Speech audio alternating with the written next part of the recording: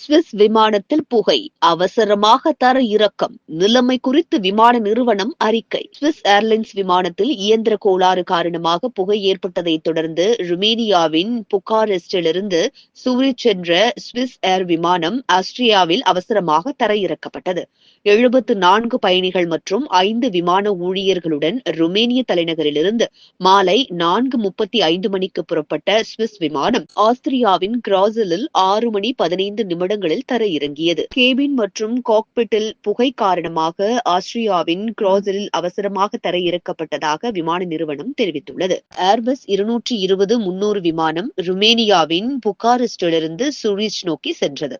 அப்போது இயந்திரத்தில் ஏற்பட்ட சிக்கல்கள் காரணமாக விமானத்தை நிறுத்த விமானிகள் முடிவு செய்ததாக நிறுவனம் வெளியிட்டிருக்கும் அறிக்கையில் தெரிவிக்கப்பட்டுள்ளது. LS-1885 விமானத்தில் 5 பணியாளர்கள் உட்பட 79 பேர் இருந்தனர். விமானம் கவனமாக தரையிறக்கப்பட்டது.